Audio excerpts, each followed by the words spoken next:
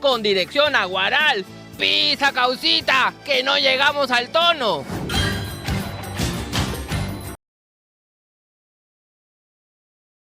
Yo lo que les puedo decir es que todas las personas que han sido inscritas dentro de nuestro partido y que hoy son candidatos están rehabilitados. A tal punto, yo lo que les puedo... Keiko Sofía Fujimori Iguchi, 50 años, por cuarta vez candidata a la presidencia del Perú. Pero ponerse la camiseta de Fuerza Popular es triplemente más difícil. Requiere, así es, un grado de valentía, de resiliencia. Keiko Fujimori llega a esta contienda electoral sin el peso judicial que durante años marcó su carrera política. Atrás quedó el proceso fiscal más grande que enfrentó, el caso Cócteles. Una investigación hoy archivada que la llevó incluso más de un año a prisión. El frente judicial, sin embargo, no ha desaparecido. A finales del año pasado y a inicios de este, en plena campaña electoral, dos nuevos procesos aparecen preliminarmente en escena: financiamiento ilegal de partidos políticos y enriquecimiento ilícito. En las listas de Fuerza Popular aparecen 28 candidatos al Senado y la Cámara de Diputados con sentencias firmes, condenas que van desde omisión a la asistencia familiar, delitos de corrupción de funcionarios, hasta uno de homicidio calificado en grado de tentativa. En sus filas también hay aspirantes con historias judiciales que en algunos casos no fueron consignadas en sus hojas de vida presentadas ante la autoridad electoral. Y aquí lo que nosotros decimos es que Fuerza Popular, además de ser un partido organizado, tiene un gran equipo. En el equipo de Fuerza Popular aparece un candidato que disparó contra un hombre, dejándolo al borde de la muerte. Perú es el único país donde el que ha robado, ha matado, ha extorsionado, ha matado miles de inocentes, se le ha premiado y encima se le ha dado indemnización. Se trata del empresario Américo Orozco, candidato a diputado por Madre de Dios. Hemos encontrado que usted tiene una sentencia por homicidio calificado. ¿Ah, sí? ¿No recuerda esa sentencia? No, tendría que mostrarme, a ver, de verdad que no sé, de verdad. Cuarto Poder presenta los detalles relatados en esta sentencia por homicidio en grado de tentativa, que convenientemente el candidato de Fuerza Popular, Américo Orozco, olvida. De verdad que no sé, de verdad. ¿Qué es eso? ¿Qué es eso? Una noche de mayo de 2013, Américo Orozco, marcado entonces por una historia personal que no había terminado bien, ingresó a la casa de su expareja. Esperó que ella saliera del lugar para arremeter contra el hombre que la acompañaba. El ahora candidato, según el expediente judicial, llevaba un arma cubierta con un trapo y procedió a efectuarle diversos disparos que impactaron en la cara, el tórax y el abdomen de la víctima. Cerca de 8 disparos. Lo embestió hasta descargar la caserina y, al no tener municiones, intentó esconderse en una de las habitaciones. El ataque ocurrió en la puerta de su domicilio en el distrito de Mariano Melgar. El agraviado vio una oportunidad para salir arrastrándose y Américo Orozco intentó ingresarlo nuevamente, pero desistió y se dio a la fuga. Es como quieren que el delincuente tenga miedo al Estado, a la sociedad, a la gente de bien, si encima se lo premia. Américo Orozco fue detenido meses después. Se acogió a la terminación anticipada. Aceptó ser el autor del ataque y el Poder Judicial lo sentenció a 6 años de prisión efectiva y ordenó que la condena se cumpla en una cárcel del Perú. Además, se fijó 40.000 soles de reparación civil a favor del agraviado, quien milagrosamente sobrevivió al ataque. Insistimos en recoger su versión, pero cortó la llamada. Lo que se cuenta acá es que usted disparó a esta persona, 8 disparos en diferentes partes del cuerpo. El aspirante a diputado, Américo Orozco, estuvo preso en el penal de Arequipa por un corto periodo. Cumplió la sentencia en semilibertad, sentencia que no ha consignado en su hoja de vida.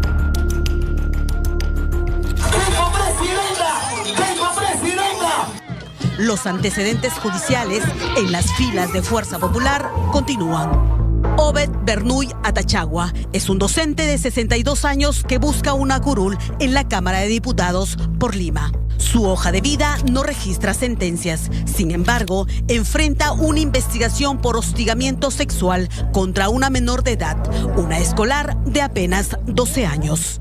El hecho ocurrió en septiembre de 2025 en un lejano caserío de Pucallpa. En ese documento, al que accedió la unidad de investigación, se detallan las indagaciones que realizaron las autoridades educativas y el testimonio de la alumna. Aquí se lee: Obed Bernuy Atachagua, aprovechando su posición de docente sobre la menor que se encontraba en su condición de vulnerabilidad, se aprovechó y le habría propuesto tener una relación sentimental.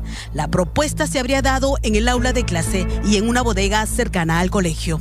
En febrero último, la UGEL de la zona resolvió instaurar proceso administrativo disciplinario contra el docente nombrado Obed Bernuy por la presunta falta administrativa al supuestamente realizar conductas de hostigamiento sexual y actos que atentan contra la integridad, indemnidad y libertad sexual.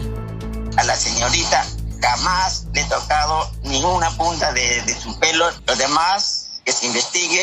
Toda esta situación ha sido creada por una persona que no tiene a Dios en su corazón. El caso está en manos del Ministerio Público. Ahí se le investiga preliminarmente por el delito contra la libertad personal en la modalidad de acoso.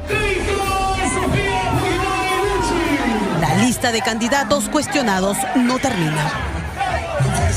Por el doctor Tito Ortega como candidato a senador a nivel nacional. Erwin Tito Ortega, ex congresista, ginecólogo obstetra de profesión, postula al Senado. En su hoja de vida registra una demanda por alimentos. ¿Puedo ayudarte? Necesito hablar con Eduardo. ¿Tienes reunión agendada? No, pero dile que Carlos está aquí. Un hecho cuestionable en su historial profesional ocurrió en el Hospital Regional Materno Infantil El Carmen de Huancayo. Atendió un parto por videollamada y diagnosticó como muerto a un bebé que nació vivo. Él tuvo 7 sanciones por haberse escapado del Hospital El Carmen en el periodo 2011 al 2014. En febrero de 2023, una gestante ingresó por emergencia. El médico de turno era el hoy candidato Erwin Tito. O sea, él estaba programado en sala de partos y nunca estuvo. Ausente en su puesto de trabajo, atendió el parto por videollamada, poniendo en riesgo la salud de la paciente. El informe que se tuvo es que el médico no se encontraba dentro del hospital y solo daba indicaciones por celular a 2 residentes. Y esta paciente estaba desangrándose en sala de partos. La paciente logró recuperarse y el hospital abrió un proceso administrativo disciplinario contra Erwin Tito. Recursos Humanos recomendó separarlo del cargo. En su afán de evadir la destitución, habría presentado documentos falsos que le valió una investigación fiscal por el presunto delito contra la fe pública. Y cuando se hizo la denuncia a la fiscalía, la residente dijo: no es mi colegiatura, no es mi firma. Y el jefe de personal dijo: tampoco yo le he entregado esa carta. Por esos motivos, la fiscalía lo está denunciando por presentación de documentación falsa. Meses después, Erwin Tito volvió a hacer noticia por un diagnóstico errado a una gestante de apenas 18 años de edad.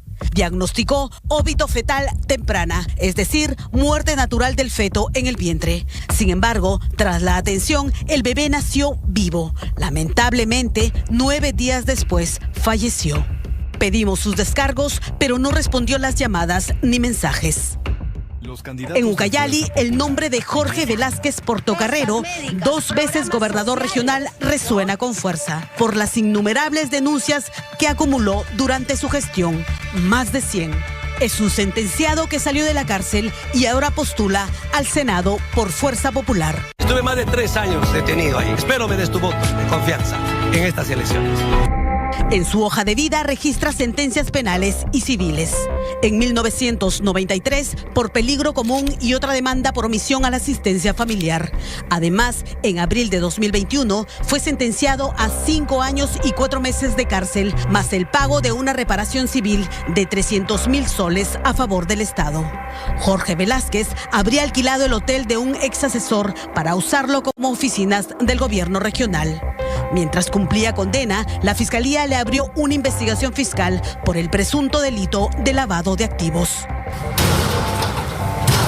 En un mega operativo, la policía allanó sus casas e incautó estas 4 avionetas que para la Fiscalía habrían sido adquiridas con dinero ilícito. Entonces esta compañía que parecía buena, normal, todo resultaba que estaban lavando activos. En junio de 2024, una resolución del Tribunal Constitucional declaró nula la sentencia de 5 años y Jorge Velázquez salió en libertad. Lambayeque merece respeto. Escribe el 5 Javier Castro, diputado. Javier Castro Cruz pide respeto para Lambayeque, pero en su hoja de vida registra un rosario de sentencias por atacar el honor de terceros. En 1995, condenado a 1 año de prisión condicional por injuria. En 2005, multado nuevamente por el mismo delito. En 2008, le reservan un fallo por difamación. En 2010, otra condena por injuria. En 2014, fue sentenciado a 3 años de prisión suspendida por difamación. Que mi labor radial siempre ha sido combativa, con autoridades, con dirigentes. Me he ganado unos juicios en el camino y he tenido unas 4 a 5 sentencias condenatorias. Javier Castro, además, un historial de demandas por pensión alimenticia. En 2000, un juzgado de Lima ordenó la retención de 150 soles mensuales para sus hijos. En 2002, un juzgado de Chiclayo le impone otra pensión de 200 soles. En 2007, el Poder Judicial llega al extremo de ordenar la retención del 60% de su sueldo. A veces uno no llega a tener un buen final con sus compromisos y termina separándose, divorciando, y finalmente terminamos en procesos judiciales, que también es consignado ahí como es lo correcto. En estas elecciones, Fuerza Popular busca mantener su presencia en el Congreso. De los 21 congresistas que hoy integran su bancada, 18 intentan quedarse en su curul. Parlamentarios en cuya trayectoria aparecen denuncias constitucionales y cuestionamientos por su bajo desempeño en el Parlamento. A los actuales parlamentarios se suman 33 congresistas que quieren regresar al poder, muchos de ellos con investigaciones fiscales. Para Fuerza Popular, los candidatos que participan en esta contienda electoral cumplen con lo estipulado por la ley y el Jurado Nacional de Elecciones y han pasado por la revisión de los jurados especiales. Y termino con esta frase. Aquí viene la China, aquí viene con fuerza. ¡Viva el Perú! ¡Gracias! Esta es la oferta electoral de Fuerza Popular. Candidatos que acompañan a Keiko Fujimori en su 4º intento por llegar a la presidencia de la República.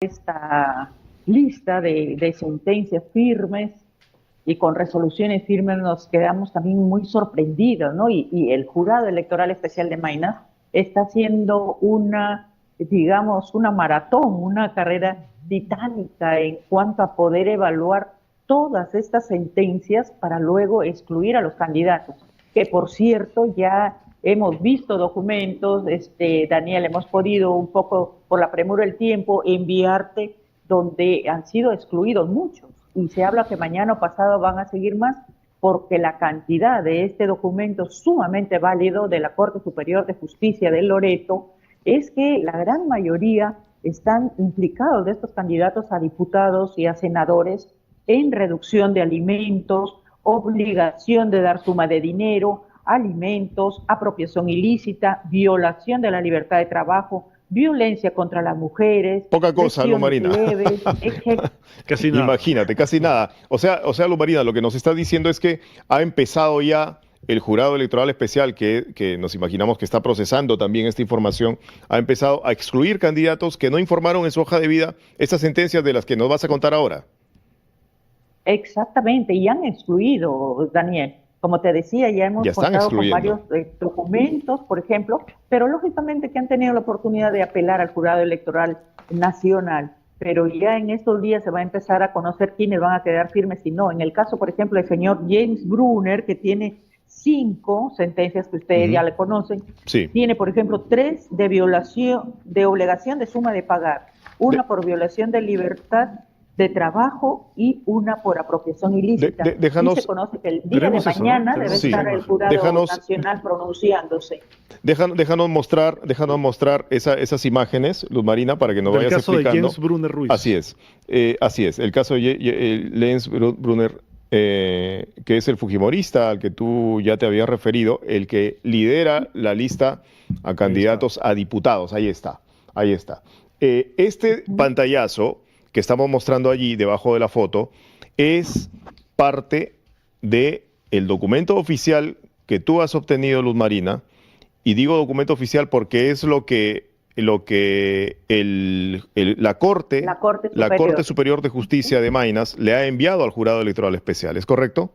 Sí. Ya, entonces ese no es un documento, por si acaso todos los documentos que vamos a presentar, amigos, han sido obtenidos por Luz Marina, pertenecen a fojas, a carpetas, a expedientes oficiales. ¿Ya? De allí partimos de allí. Entonces, explícanos, Luz Marina. Primero comenzamos con el señor. Como mismo la Corte Superior dice, Daniel, es una copia auténtica de un documento electrónico archivado en el Poder Judicial del Perú. Su autenticidad e integridad pueden ser contrastados en la página web del Poder Judicial. Claro que Por ejemplo, el señor Brunner, conocido ya a nivel nacional, ¿no? Está con las 3 sentencias de violación de la libertad de trabajo, obligación de dar suma de dinero y lo más fuerte por lo que lo excluye.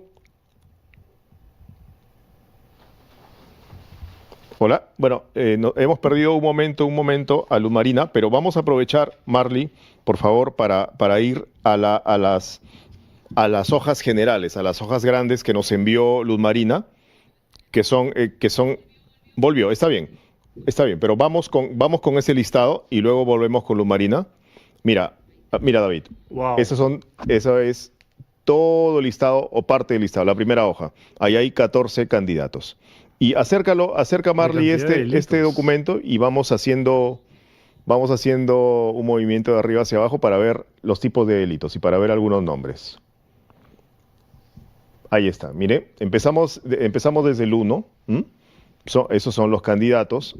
En la columna del centro están los números de expedientes y en la columna de la derecha están los delitos. Vamos a ver los delitos, ¿ya? Obligación de dar suma de dinero. Reducción de alimentos. A ver, estas personas quieren ser diputados y senadores. Sí, y son incapaces de pasar de alimentos a sus hijos. Apropiación ilícita. Bueno, hay un montón que tienen obligación de dar suma de dinero, o sea, deudores. Violación de la libertad de trabajo y asociación. Violencia contra las mujeres. Y sigue la obligación de dar suma de dinero. La mayoría tiene este tema de que no pagan sus obligaciones. Lesiones leves. Mira, Augusto Cárdenas Grefa. Lesiones leves y también obligación de dar suma de dinero y violencia familiar. Ejecución de garantías de apropiación ilícita, alimentos, agresiones contra mujeres o integrantes del grupo familiar. Ese es Xuxa da Silva Ruiz. A su madre. Dale joyitas. Vamos con la segunda página, porque son 45, como les habíamos dicho. Vamos con la segunda página. Ahí sí. Mira.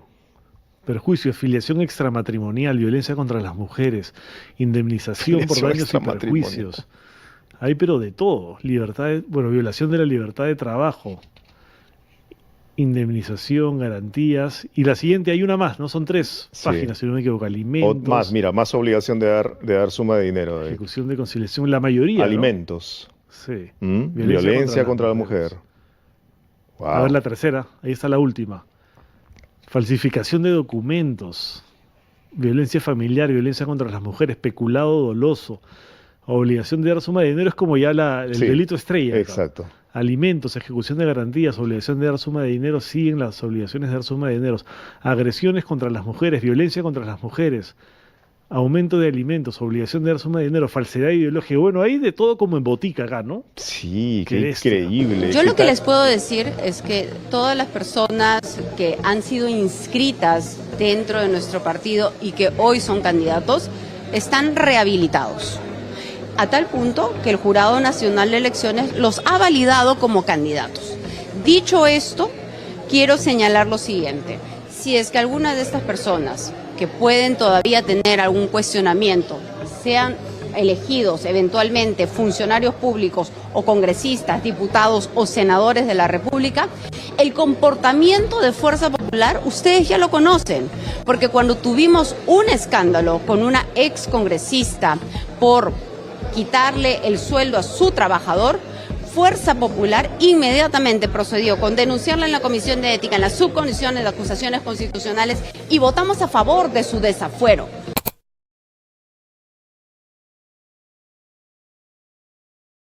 La señora Keiko Fujimori perdió por pocos votos la presidencia.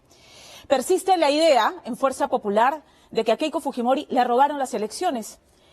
Tan golpeada terminó, no pudo sobreponerse de este golpe, que ni siquiera, y vamos a parafrasearla, tuvo el gesto protocolar de felicitar a Pedro Pablo Kuczynski. Y más bien anunció a todo el Perú que Fuerza Popular ejecutaría su plan desde el Congreso de la República. ¿Cómo devino la ejecución de ese plan? Bueno, ya lo hemos conocido todos. Esa mayoría numérica que tenía Fuerza Popular con su eterna aliada, el APRA, quedó desnudo, expuesto, calato en los chats que se han conocido. El chat Mototaxi, por ejemplo, en el que la cúpula naranja se congratulaba, se daba palmaditas en la espalda, se aplaudían por la interpelación al ministro de Educación, Jaime Saavedra. Imposible olvidar la frase de la congresista Cecilia Chacón: ahora ya saben con quién se meten. Luego conoceríamos el contenido del chat La Botica, infame chat, donde al presidente Martín Vizcarra, la congresista o excongresista Milagros Salazar, insultaba diciéndole mentiroso y malnacido.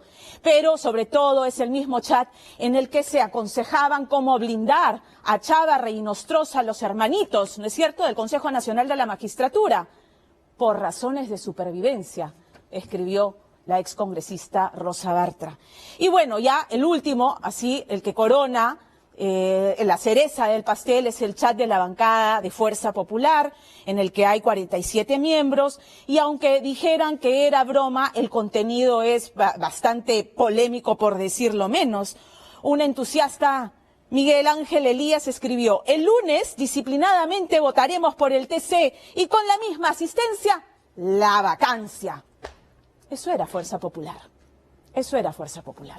Fernando Díaz tiene el reportaje. Especulaban. Está deprimida. ¿Depresión? No me conocen. Jamás. Eso es para los perdedores. Y yo no me siento perdedora.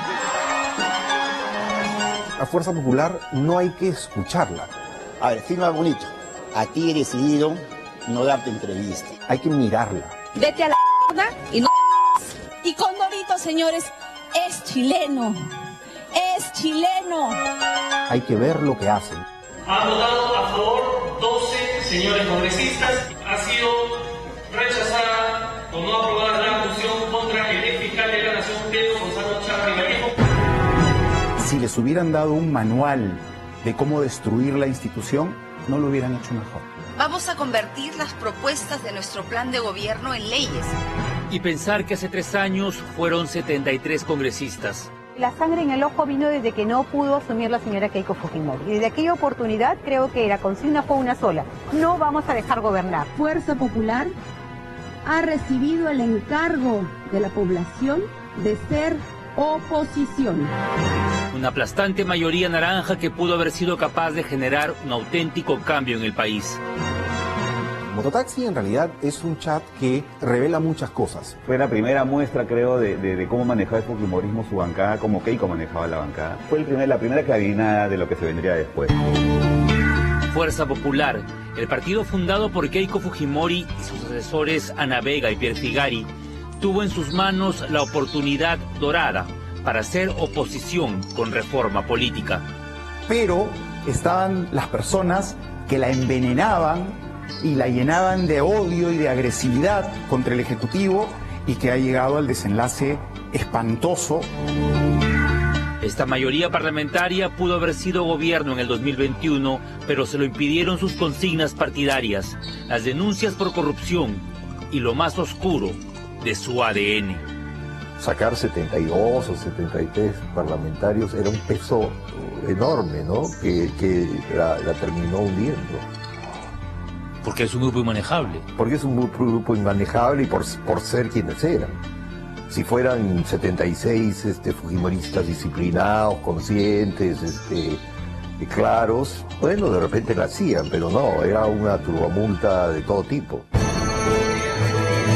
Hoy, cuando solo quedan 30 fujimoristas entre titulares y suplentes en la comisión permanente de un Congreso ya disuelto, repasamos los momentos más álgidos de esta bancada que calentó curules en el legislativo durante 38 meses, que legisló, que fue acusada de blindaje y que tuvo la habilidad de poner piedras en el camino y cerrar puertas en la cara.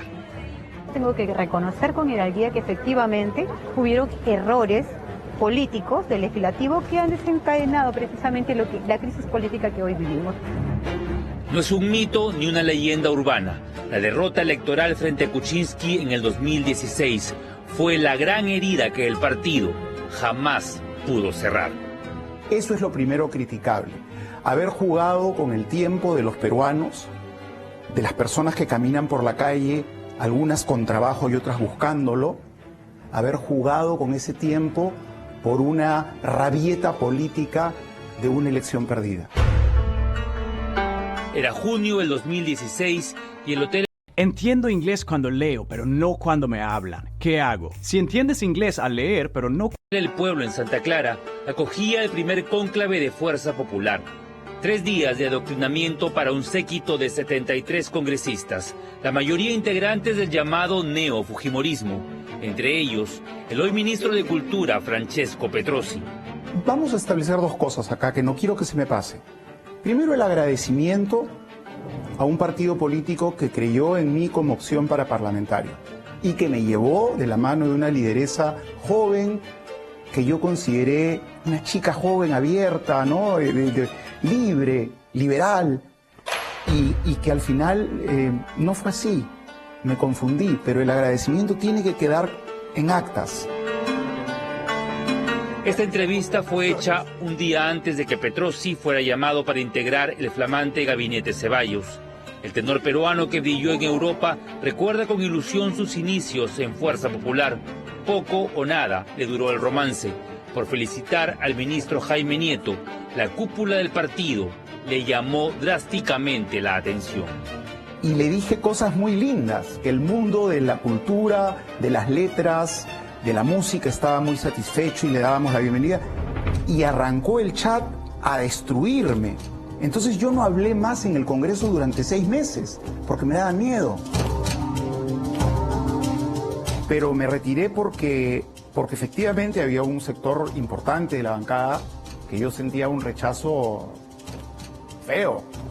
Que se hablara de mí, que se comentara cosas de mí, que se comentara lo que hacía, lo que no hacía. Era un interés malsano en mi persona, que no me gustaba. Petrosi dice que nunca fue parte del VIP naranja. Solo unos cuantos integraban el cogollo cercano a la lideresa. Por debajo está este monstruo de 1000 cabezas que se refieren como la bancada, que es un bloque en realidad de congresistas. Encima estaba el mototaxi y arriba la cúpula de Fuerza Popular. En el 2016, la dirigencia de Fuerza Popular determinó que los congresistas Chacón, Galarreta, Letona, Reategui, Salaverry, Schaffer, Miki Torres, Alcorta, Rosa Bartra, Donaire, Vilca Toma, Beteta, Aramayo, Tubino y Becerril fueran los responsables de instruir a sus colegas. El resto solo debía acatar órdenes y punto. No acatas las órdenes que se dan y eres adversaria política, pues ahí está la Comisión de Ética. Y es ahí donde he sufrido todo el flagelo, porque he perdido mis títulos universitarios, he perdido el 5º año de secundaria por un capricho político. Los 73 congresistas recibían indicaciones precisas de los asesores Figari y Vega, pero solo el Petit Comité Naranja integraba un chat de Telegram, aparentemente mucho más seguro que el WhatsApp. En diciembre del 2016, en plena interpelación al ministro de Educación Jaime Saavedra, se descubriría el doble discurso de los miembros del llamado chat Mototaxi. Una fotógrafa nuestra que estaba en la galería en la sesión de interpelación al entonces ministro de Educación, Saavedra, desde la parte alta del segundo piso vio el celular de Becerril, que estaba chateando con alguien. La fotógrafa del diario El Correo agrandó la imagen y descubrió los pasajeros de este mototaxi tan escurridizo como inestable. Era un chat secreto de el alto mando de Fuerza Popular. Era tan secreto que incluso habían congresistas que no sabían de su existencia. Luz Salgado decía: todos han estado muy bien, me sorprendió gratamente Andrade. Cecilia Chacón amenazaba diciendo: ahora ya saben con quién se meten, mientras Keiko inflaba el pecho de orgullo felicitando a sus chicos. Un equipo de lujo, gritaba Figari. ¡Viva Fuerza Popular!, escribía Rosa Bartra. El primer indicio fue la censura a Saavedra, la primera muestra de fuerza. 74 votos a favor, más Albrecht, verde, la presidencia, verde, Vieira. Meses después, en el 2017, en septiembre, vino la salida de Zavala. Nadie eligió al señor Zavala y a su gabinete. Nadie los ha elegido. Y no pueden venir acá a pechar al Congreso de la República. ¿Quiénes han creído ellos? Luego, ante él hizo cuestión de confianza por la ministra Martens de Educación. No tengan dudas de que la tarea... Ya termino, señor por cortesía le hemos aceptado. Fue la primera muestra, la primera clarinada de cómo el fujimorismo en esta etapa ha manejado la fuerza que se le da democráticamente y que a la larga ha generado la situación en que estamos hoy. ¡Y cállese usted! ¡Usted no le va a faltar respeto! ¡Cállese! Tai Chi en silla. En una semana superarán al 90% de su edad. Mototaxi no solo inspiró un libro del periodista Víctor Caballero. Mototaxi marcó la pauta de lo que vendría después. El 15 de diciembre del 2017 pedirían la vacancia de Pedro Pablo Kuczynski por incapacidad moral. Para garantizar que este gobierno termine su mandato hasta el 2021, que renuncie para que pueda un vicepresidente suyo asumir las riendas del país. Veamos si efectivamente el presidente de la República tiene las agallas para renunciar. El 21 de diciembre del 2017, Kuczynski es salvado de la picota gracias al voto de Kenji Fujimori y sus Avengers. PPK devolvería el favor en vísperas de Navidad, indultando a papá Alberto. Kenji sabía y era consciente de que el fujimorismo lo fundó su padre y de que una de las tareas pendientes del fujimorismo era la libertad, de su padre. Y él luchó por esa libertad, usando métodos poco ortodoxos, pero luchó por su padre. A veces en la vida hay que tomar decisiones difíciles. Aparecieron entonces los Mamani videos. El congresista puneño grabó con cámaras escondidas la compra de votos en contra de la vacancia, pero la bancada lo blindó, declarándolo héroe de la democracia. ¿Se puede saber quién equipó a Mamani? No tengo la menor idea. Renunciando. Con el escándalo encima, Kuczynski terminó renunciando el 21 de marzo del 2018. 2 días después, se iniciaría la era Martín Vizcarra. Juro por Dios y por la patria que ejerceré fielmente el cargo de presidente de la República. Para ese entonces, la presidencia de la Comisión Lavajato había recaído en uno de los nuevos cuadros del fujimorismo. Rosa Bartra, una abogada y química farmacéutica, hallaría la fórmula para no incluir en su investigación sobre las coimas de Odebrecht ni a Alan García ni a su lideresa Keiko Fujimori. Rosa Bartra no solamente es una congresista que obedece al pie de la letra las instrucciones de la cúpula de Fuerza Popular, sino que es una persona, a pesar de las discrepancias, absolutamente aplicada. Tú la ves en la mañana en la Comisión de Constitución, en la noche la ves en un noticiero, al día siguiente la vuelves a ver en la comisión, luego la ves en Pasos Perdidos. Es una persona que no pierde ni un solo minuto de su agenda política. Para julio del 2018, el fujimorismo sufrió varias bajas y la bancada se redujo a 61 congresistas, que ya no eran mayoría. Es en ese contexto donde aparecen los audios de la vergüenza, el juez Inostroza y la misteriosa señora K.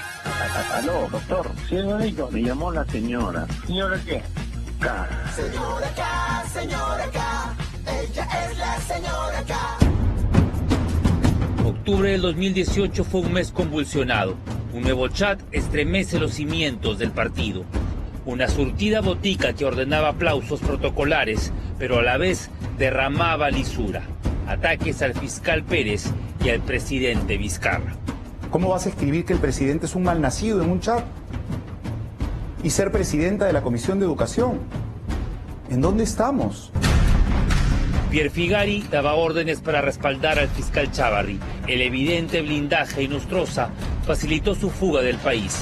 Pero el 31 de octubre del 2018, Keiko Fujimori era sentenciada a 36 meses de prisión preventiva. Y el fujimorismo ingresaba al callejón oscuro de la indignación popular.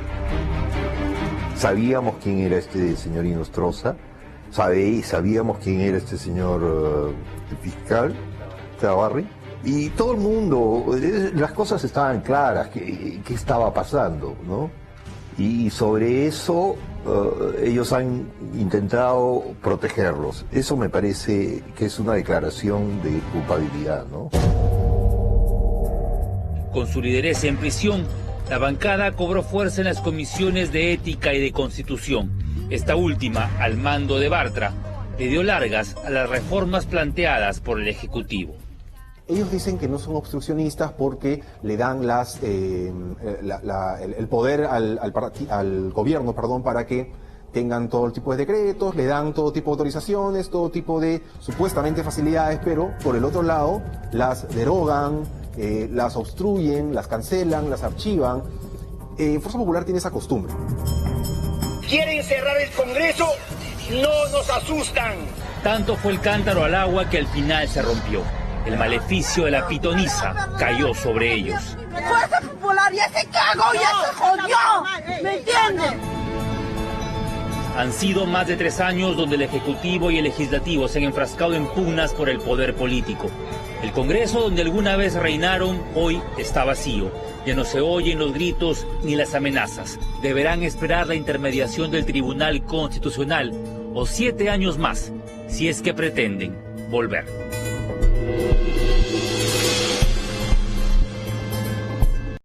Mori fue una falsa alarma de tsunami. Recordemos que Alejandro Aguinaga, ya lo he dicho, médico de cabecera de su padre, lo aupaba como el fenómeno político del siglo XXI por los pasos audaces que ha dado Kenji Fujimori en este Congreso, ¿no es cierto? Tomó distancia de su hermana, tomó distancia del partido, denunció autoritarismo, maltrato, incluso un régimen del terror. Y ahora pues nos queda meridianamente claro que negoció con el expresidente Pedro Pablo Kuczynski, ¿no es cierto? Y se anotó un triunfo en esta batalla fratricida con su hermana, consiguiendo el indulto para su padre, ¿verdad? Y quebrando, además de paso, la supuesta bancada monolítica y disciplinada que era la bancada de Fuerza Popular. Finalmente renuncia al partido diciendo: yo no puedo seguir en un partido que no tiene autoridad moral, ¿no es cierto? Me voy, me largo. Y hoy afrontará un proceso por precisamente eso mismo, por usar, como le han recordado toda la semana, prácticas fujimontesinistas para lograr evitar la vacancia del expresidente Kuczynski. ¿Qué ha hecho la señora Keiko Fujimori? Le ha devuelto el golpe a la traición de una manera certera. Porque el mismo día que Kenji Fujimori iba a recoger su kit para recolectar firmas e inscribir su partido Cambio 21, juácate, le caen los videos que se grabaron de la misma manera. Lo cierto es que ahora Kenji Fujimori afrontará un proceso de desafuero. ¿Qué supone esto? Levantarle la inmunidad parlamentaria e incluso, para ser juzgado por sendos delitos, e incluso afronta la posibilidad de ser inhabilitado para ejercer cargos públicos los próximos 10 años. Así están las cosas en el enfrentamiento de Keiko y Kenji Fujimori. Lorena Ormeño, Fernando Díaz, ahora sí, Fernando Díaz tiene la nota.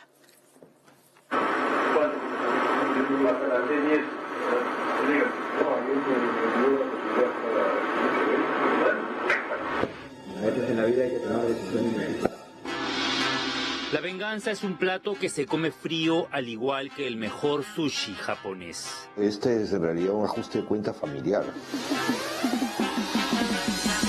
17 años después, vuelve el fantasma de una cámara oculta grabándolo todo y un presidente del Perú que se ve obligado a renunciar por culpa de un video demoledor. La fujimorista Keiko empleó métodos montesinistas, ¿no?, para dejar en evidencia al fujimorista Kenji, que también utilizó métodos montesinistas para comprar congresistas. Conclusión, Fujimorismo es lo mismo. En los últimos 2 años, Keiko y Kenji Fujimori han librado una guerra que va más allá de la ambición por el poder político. Yo me acuerdo de Keiko cuando el Kenji era chiquito, era como su mamá, oiga. Lo cuidaba, lo quería, se preocupaba del colegio, de sus lecciones, de esto. Increíble que ahora pues hagan una declaración delincuencial, hagan una declaración de esa manera. No, de no creerlo. Él la retó tantas veces, le saboteó las sesiones, lanzó por los aires sus amenazas disciplinarias, se parchó la boca para denunciar la mordaza del partido. Detrás de su afilada mirada, ella solo contemplaba cómo su propia sangre se aliaba con el enemigo. Él la llamó Llorona y a ella no le tembló la mano para ofrendar su cabeza en bandeja de plata. Es la primera vez que hemos escuchado a ambos decirse casi delincuentes. Así es. Y son hermanos, oiga. Con profunda decepción y dolor, el Perú vuelve a ser testigo de negociaciones para la compra de congresistas. Lamento aún más que mi propio... ¿Sabes por qué te trabas cuando te hacen una pregunta en inglés? Porque estás usando un traductor. Y no el de Google, sino uno mental. What do you do for a living? Te hacen una pregunta en inglés. Mi hermano se encuentra envuelto en estas prácticas. Lamento muchísimo las bajezas, las actitudes delincuenciales de Fuerza Popular y de mi hermana Keiko al operar con esas actitudes delincuenciales, grabando de manera oculta y tergiversando información. En la guerra de los Fujimori y Wuxi las armas no han sido las del valiente samurái. Los hijos de Alberto y Susana han jugado con la herencia que les dejó el tío Crápula, el videasta más célebre del cine. Los hemos visto acuchillarse sobre un escenario, pero todo eso se ha registrado en video y ese es el sello del montesinismo. ¿En qué momento las cosas se salieron de control? ¿Dónde comenzó el punto de quiebre entre estos hermanos heridos de muerte? Si los habíamos visto reunir firmas para el partido Fuerza 2011, visitar al padre preso o abrazarse en plena campaña presidencial, ¿qué fue entonces lo que abrió esta herida? La evidencia para mí fue el día de la elección del 2016, cuando en la segunda vuelta Kenji no va a votar.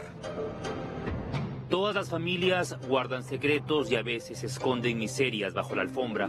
Lo trágico aquí es que las disputas entre Keiko y Kenji han sido determinantes en la caída del gobierno de Kuczynski, puesto al filo del abismo por sus propios errores. Entre la candidata y su hermano ya están peleados. A ver, ¿quién se lleva la piñata? Al final, PPK fue la piñata de un circo romano. ¿Keiko está detrás de esto o no? Sí, yo creo que sí. Es obvio, por lo menos está su partido. Si ella no está al tanto es que no controla el partido. Supongamos que sí, que ella estuvo al tanto y dio la aprobación. Ella fue la primogénita, una niña llamada Keiko que para el entonces rector de la Universidad Agraria Alberto Kenya Fujimori no representaba precisamente el paradigma del primer hijo varón. Hiro, el segundo, tampoco cumplió ese papel a cabalidad. Registros de videos en que Kenji sale a ofrecerle limonada a los colegas periodistas que estaban haciéndole guardia al candidato, ¿no? En cambio, Hiro no le gustaban las cámaras, menos a Sachi. Y Keiko creo que más estaba preocupada por sus estudios, una chica muy estudiosa. En la conservadora estructura familiar japonesa existe la figura del chonan. El hijo hombre, el primogénito, el que finalmente se encargará del cuidado de los padres ancianos y de las hermanas solteras. Ese rol terminaría siendo asumido por Kenji, el engreído báculo del chino. La atención del padre, el afecto, que parece estar mal repartido, porque el padre, aunque no lo ha dicho explícitamente, parece haber puesto todas sus cartas sobre Kenji. Kenji jamás ocultó sus verdaderas intenciones, buscaba el indulto a toda costa. Keiko, en cambio, gracias a sus asesores, trató de despercudirse de cualquier rezago de papá Alberto. Ello, sumado a las 2 derrotas políticas del Partido Naranja, resquebrajaría la relación fraternal. Y era evidente que el conflicto era por el padre, pero el padre en realidad significaba el poder. Keiko no quería al padre fuera porque el padre podía quitarle a ella el predominio o digamos, la voz al interior de su propio partido, su propia agrupación. Y él quería que a su padre afuera como sea. A partir de entonces, Keiko y Kenji fueron la versión Nikkei de la distancia que nos separa. Ataques de Kenji en redes, exigiendo su cuota de poder, pataletas en el hemiciclo, socarrones, videos virales. Mi bancada me quiere disolver. El niño terrible de los Fujimori se convertía en un verdadero dolor de cabeza, denunciando que su hermana estaba secuestrada por los asesores Pierre Figari y Ana Vega.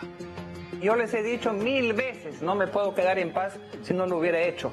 Amístense, dialoguen, vengan a mi casa a conversar. ¿Usted ha hablado con ellos? Yo sí, más que con Keiko, que ya desde que me sacaron ya no tuve mayor comunicación con ella, que casi prácticamente 2 años, pero a Kenji sí le decía, anda, conversa con tu hermana. Y Kenji le decía, quiero que saquen a sus asesores, y la otra no quería. Entonces ahí empezó ya el problema más grande, y de ahí no sé nada. Hasta ese momento, Keiko solamente se expresaba en Twitter, sin darle mucha importancia a su hermano menor, hasta aquel 17 de septiembre del año pasado, en que Kenji recorrió Palacio con el expresidente Kuczynski. El indulto al chino ya se cocinaba en secreto, pero luego vendría el golpe maestro. 3 meses después, el 21 de diciembre, en el primer periodo de vacancia, Kenji votó en contra junto a 10 disidentes de la bancada naranja. Habían nacido los Avengers. Los Avengers no fueron convocados para el Congreso por Kenji, fueron convocados por Keiko y fueron seleccionados por Keiko. Luego los hermanos se pelean y un grupo se va con Kenji y el otro se queda con Keiko, pero al final son lo mismo. Después de 20 meses de silencio sepulcral, Keiko habló y confirmó la ruptura. Así es exactamente como aprendería IA en 2026. Mira esto, seamos honestos, la mayoría de las personas mayores de 40 usan chat. La bronca era real, un guión digno de Corín Tellado.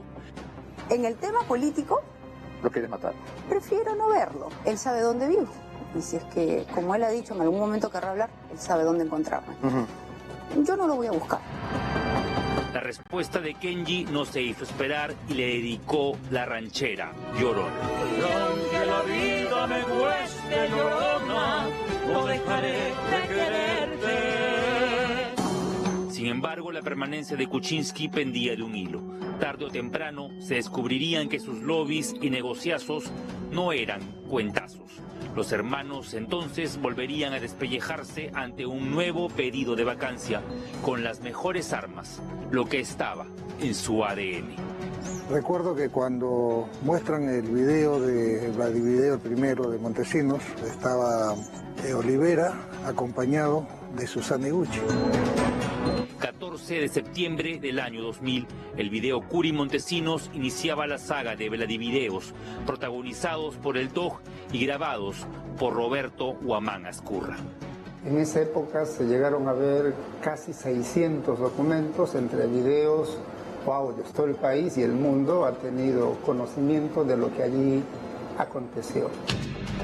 El juez Saúl Peña Farfán fue quien visionó uno por uno todos los Vladivideos, sobornos, preventas, cerros de billetes comprando conciencias de políticos, militares y broadcasters. Estamos hablando de cámaras escondidas, micrófonos escondidos. Fue una época nauseabunda que parecía olvidada hasta este miércoles. ¿Qué es lo que tú quieres? ¿Obras para tu región? ¿Desarrollo? ¿Progreso? Lo que se ha visto en el video es una gestión que hace cualquier autoridad. Yo te digo, el lunes yo te digo con Bruno. Muy aparte, Kenji es el que mira todo. Los 130 congresistas hacen ese tipo de gestión. Ahora, aquí Fuerza Popular está actuando con mala leche y está buscando distorsionar la información. El congresista Mamani fue el topo, el nuevo videasta que no necesitó una salita, pues solo le bastaba una cámara escondida para evidenciar las prebendas a cambio de votos. Para muchos, Mamani es simplemente el agente provocador de estas grabaciones hechas con la anuencia de Keiko Fujimori. Porque es ella quien conoce el temperamento, quien conoce las debilidades, no solo del hermano, sino de los congresistas a los que ella lleva al Congreso. En los videos, Montesinos jalaba la lengua de sus víctimas para comprar sus conciencias con miles de dólares. La actual congresista, Luz Salgado, conocía estas prácticas por boca del propio Vladi, aunque ahora, en un arrebato de Alzheimer, parezca no recordar absolutamente nada y encima creerse la reserva moral del país.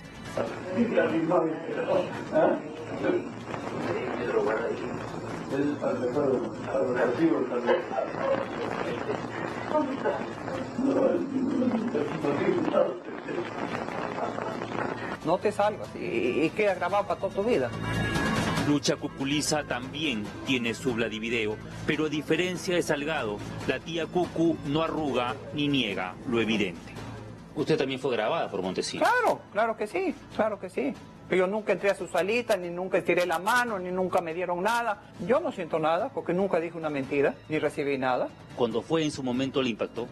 No, me fastidió un poquito, porque no sé a quién le dije maricón y para arriba. No hubo nada de ilegal, ni nada por el estilo.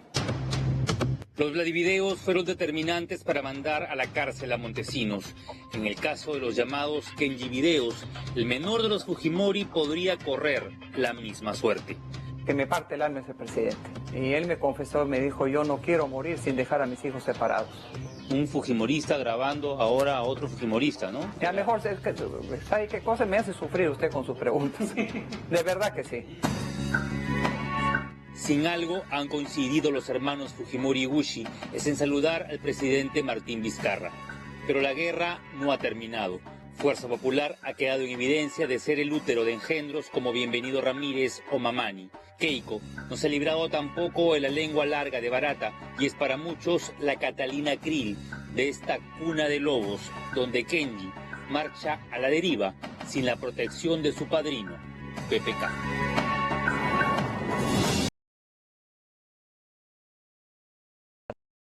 Para poner contexto, ¿no? Y sobre todo hacer memoria. Esto ya le vamos a preguntar en este momento a Iván Meini, ¿no? Ex procurador, hasta dónde esto puede llegar. Pero, ¿quién usaba el avión presidencial, usaba el helicóptero, los helicópteros como le daba la gana? A ver, adivina. Fujimori pues. ¿No se acuerdan cuando se iba a pescar a la selva? ¿Llevaba a Kenji a todos los paseos? ¿O ya no nos acordamos? Digo, ¿no? Para situar las cosas, ¿no?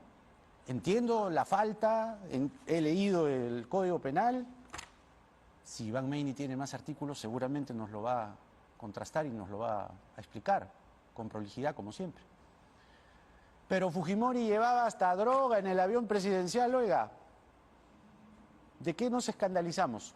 Sí, hay que ser riguroso, hay que mirar la ley, hay que sancionar a quien hay que sancionar, pero Fujimori llevaba droga en el avión presidencial. Droga, cocaína. Llevaba a los hijos como quería. Los hijos usaban los recursos como querían.